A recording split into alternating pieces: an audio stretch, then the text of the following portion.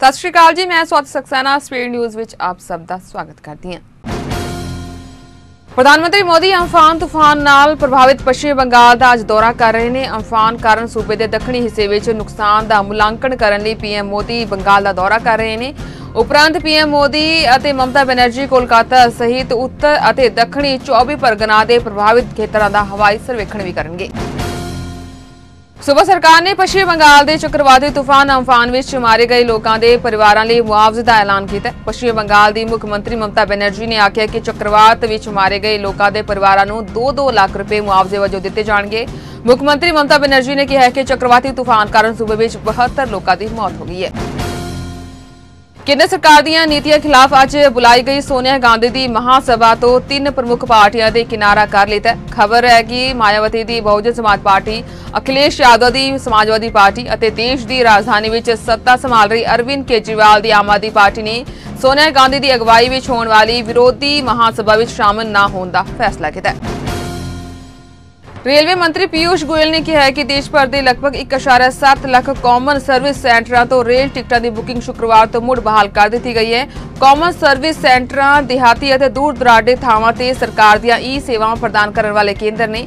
एक केंद्र उन्हां थावां ते स्थित ने जिथे कंप्यूटर्स और इंटरनेट की बहुत घट या कोई उपलब्धता नहीं है। मंत्री ने यह भी आख्या कि अगले 2-3 दिनों में कुछ स्टेशनों ते भी बुकिंग शुरू हो जाएगी। राजस्थान के उप मुख्यमंत्री सचिन पायलट ने वीरवार आख्या कि जो प्रवासी मजदूर बाहरों आ रहे हैं उन्होंने सूबे में आसानी नाल मनरेगा में रोजगार मिलेगा। उन्होंने आख्या कि 36 लाख लोग अज राजस्थान में मनरेगा में काम कर रहे हैं और इस लिहाज नाल सूबा देश में पहले नंबर पर है। पिछले 10 साल का रिकॉर्ड टुटिया तो लगभग 1900 करोड़ रुपए के 37,000 काम मंजूर किए गए। राष्ट्रपति रामनाथ कोविंद ने वीडियो कॉन्फ्रेंस नाल 7 देशों के राजदूतों के पछाण पत्र स्वीकार किए हैं। राष्ट्रपति भवन के इतिहास में यह पहला मौका है जो वीडियो कॉन्फ्रेंस के राही राष्ट्रपति ने राजदूतों के पछाण पत्र स्वीकार किए हैं। अनजाने में ही सही आखिरकार पाकिस्तान ने इस गल को कबूल कर लिया कि जम्मू कश्मीर भारत का अटुट अंग है। दरअसल महामारी को लैके पाकिस्तान की अधिकारिक वैबसाइट से पाकिस्तान ने सही नक्शा लगा के इस गल को कबूल कर लिया कि जम्मू कश्मीर और लद्दाख के हिस्सों से उसका कब्जा पूरी तरह गलत है।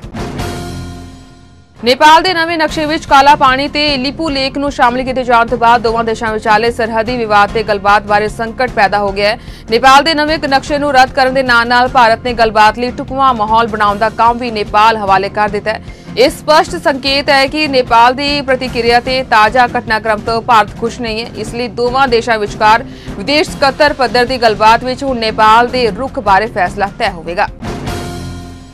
अमेरिका ने अल कायदा के वड्डे अतवादी मुहम्मद इब्राहिम जुबेर को भारत को सौंप दिता है। उसनू 19 मई को ही भारत लिया गया है ते पंजाब के अमृतसर स्थित एक क्वारंटाइन सेंटर में रखा गया है। उसनू अमेरिकी अदालत में अतवादी घटनावां में दोषी पाया गया सी। दिल्ली दंगिਆਂ की साजिश में दिल्ली पुलिस ने जामिया यूनिवर्सिटी के विद्यार्थी आसिफ तन्हा को गिरफ्तार किया। आसिफ तन्हा ते गैर कानूनी गतिविधियां रोकथाम कानून के तहत कार्रवाई हुई है। इस विच कठोर सजा का प्रबंध है। भाजपा नेता सुब्रमण्यम स्वामी ने आख्या कि वह संयुक्त राष्ट्र के एक सीनियर अधिकारी खिलाफ मुकदमा करेंगे। उन्होंने मुसलमानों के बारे में उन्होंने कथित टिप्पणियों को बेहद भयानक दस्या सी। स्वामी ने आख्या कि डिप्लोमैट की टिप्पणी अपमानजनक और पूरी तरह नाल झूठ है। दिल्ली के कीर्ति नगर स्थित झुग्गी बस्तियों में भयानक अग लगन की घटना सामने आ रही है। कीर्ति नगर के चूना पार्टी जे क्लस्टर स्लम इलाके में भयानक अग लगी है। इस इलाके में 20,000 तो ज्यादा मजदूर रहते हैं। इलाके की बिजली कट दी गई है। पुलिस और फायर ब्रिगेड मौके पर मौजूद ने राहत बचाव कार्य जारी ने। चढ़ती सवेर बठिंडा के फौजी चौक में सिंडीकेट बैंक की ब्रांच में भयानक अग लगन का समाचार प्राप्त होया। घटना संबंधी सूचना मिलती मौके पर पहुंचिया फायर ब्रिगेड दी गड्डियां ने अग पर काबू पा लिया। मार्केट कमेटी बलाचौर वालों सब्जियां ते फलों के भाव की सूची जारी की गई है, जिस तहत सब्जी और फल विक्रेता रिटेल में सब्जियां ते फल बेच सकेंगे। अमेरिकी राष्ट्रपति डोनाल्ड ट्रंप ने आख्या कि महामारी की दूसरी लहर में देश बंद नहीं होगा। मिशिगन सूबे के फूड उत्पादन प्लांट के दौरे दौरान पत्रकार के इस सवाल के जवाब में ट्रंप ने कहा कि लोग कह रहे हैं कि यह बहुत वक्री संभावना यह नियम है और असी समस्या विचों बाहर आ रहे हैं। असी देश को बंद नहीं कर रहे हैं, असी समस्या तो बाहर आ रहे हैं।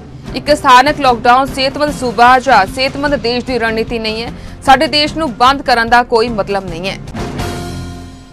ਵਿਦੇਸ਼ਾਂ ਵਿੱਚ ਮਹਾਮਾਰੀ ਦੌਰਾਨ ਫਸੇ ਬਰਤਾਨਵੀ ਨਾਗਰਿਕਾਂ ਦੀ ਐਮਪੀ ਵਰਿੰਦਰ ਸ਼ਰਮਾ ਵੱਲੋਂ ਮਦਦ ਕੀਤੀ ਗਈ ਹੈ। ਇਸ ਸੰਬੰਧ ਵਿੱਚ ਜਾਣਕਾਰੀ ਦਿੰਦਿਆਂ ਉਨ੍ਹਾਂ ਆਖਿਆ ਕਿ ਮੈਂ ਅਤੇ ਮੇਰੀ ਟੀਮ ਨੇ 800 ਬਰਤਾਨਵੀ ਨਾਗਰਿਕਾਂ ਨੂੰ ਭਾਰਤ ਤੋਂ ਵਾਪਸ ਯੂਕੇ ਲਿਆਉਣ ਲਈ ਯੂਕੇ ਦੇ ਵਿਦੇਸ਼ ਮੰਤਰਾਲੇ, ਬ੍ਰਿਟਿਸ਼ ਹਾਈ ਕਮਿਸ਼ਨ ਦਿੱਲੀ, ਭਾਰਤੀ ਹਾਈ ਕਮਿਸ਼ਨ ਲੰਡਨ ਅਤੇ ਭਾਰਤ ਸਰਕਾਰ ਨਾਲ ਸੰਪਰਕ ਕਰਕੇ ਉਨ੍ਹਾਂ ਦੀ ਮਦਦ ਕੀਤੀ ਹੈ।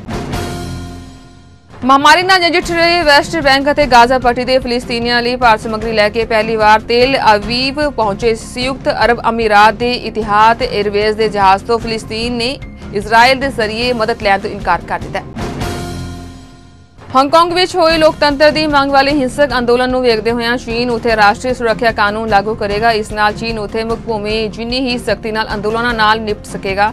ਚੀਨ ਵੱਲੋਂ ਕਾਨੂੰਨ ਵਿੱਚ ਸੋਧ ਪ੍ਰਕਿਰਿਆ ਦੀ ਅਧਿਕਾਰਿਕ ਪੁਸ਼ਟੀ ਤੋਂ ਬਾਅਦ ਅਮਰੀਕਾ ਦੇ ਰਾਸ਼ਟਰਪਤੀ ਡੋਨਾਲਡ ਟਰੰਪ ਨੇ ਸਖਤ ਪ੍ਰਤੀਕਿਰਿਆ ਜ਼ਾਹਿਰ ਕੀਤੀ ਹੈ। ਉਨ੍ਹਾਂ ਆਖਿਆ ਕਿ ਚੀਨ ਨੇ ਜੇਕਰ ਹਾਂਗਕਾਂਗ ਵਿੱਚ ਅਜਿਹੀ ਕੋਸ਼ਿਸ਼ ਕੀਤੀ ਤਾਂ ਅਮਰੀਕਾ ਬੇਹੱਦ ਸਖਤ ਕਾਰਵਾਈ ਕਰੇਗਾ। ਸੰਸਾਰਿਕ ਮਹਾਮਾਰੀ ਦੇ ਇਲਾਜ ਦੀ ਖੋਜ ਵਿੱਚ ਦੁਨੀਆ ਭਰ ਦੇ ਵਿਗਿਆਨੀ ਦਿਨ ਰਾਤ ਇੱਕ ਕਰ ਰਹੇ ਨੇ। ਉੱਥੇ ਹੀ ਕੈਨੇਡਾ ਦੇ ਕੁਝ ਵਿਗਿਆਨੀ ਭੰਗ ਦੇ ਕੰਪਾਊਂਡ ਨੂੰ ਲੈ ਕੇ ਟੈਸਟ ਕਰ ਰਹੇ ਨੇ ਕਿ ਇਸ ਨਾਲ ਮਹਾਮਾਰੀ ਦਾ ਇਨਫੈਕਸ਼ਨ ਰੋਕਿਆ ਜਾ ਸਕਦਾ ਹੈ। ਭਾਰਤ ਵਿੱਚ ਭੰਗ ਦੀ ਅਨੇਕਾਂ ਯੁੱਗਾਂ ਤੋਂ ਦਵਾਈ ਦੇ ਰੂਪ ਵਿੱਚ ਵਰਤੋਂ ਕੀਤੀ ਜਾਂਦੀ ਹੈ। ਕੀਨੀਆ ਦੇ ਸਿਹਤ ਮੰਤਰਾਲੇ ਨੇ ਆਖਿਆ ਕਿ ਦੇਸ਼ ਦੇ ਕਈ ਹਿੱਸਿਆਂ ਵਿੱਚ ਭਾਰੀ ਮੀਂਹ ਤੋਂ ਬਾਅਦ ਫੈਲੀ ਹੈਜ਼ਾ ਬਿਮਾਰੀ ਕਾਰਨ 13 ਲੋਕਾਂ ਦੀ ਮੌਤ ਹੋ ਗਈ ਹੈ। ਸਿਹਤ ਮੰਤਰੀ ਮੁਤਾਹੀ ਕਾਗਵੇ ਨੇ ਆਖਿਆ ਕਿ ਦੇਸ਼ ਦੇ ਉੱਤਰੀ ਹਿੱਸੇ ਵਿੱਚ ਹੈਜ਼ਾ ਦੇ ਸਭ ਤੋਂ ਵਧੇਰੇ 550 ਮਾਮਲੇ ਨੇ। ਹਾਲਾਤ ਤੇ ਕੰਟਰੋਲ ਦੇ ਲਈ ਮੈਡੀਕਲ ਕਰਮਚਾਰੀ 24 ਘੰਟੇ ਕੰਮ ਕਰ ਰਹੇ ਨੇ। ਸੋ ਇਜ਼ਾਨ ਸੀ ਮੈਂ ਆ ਗਿਆ। ਧੰਨਵਾਦ।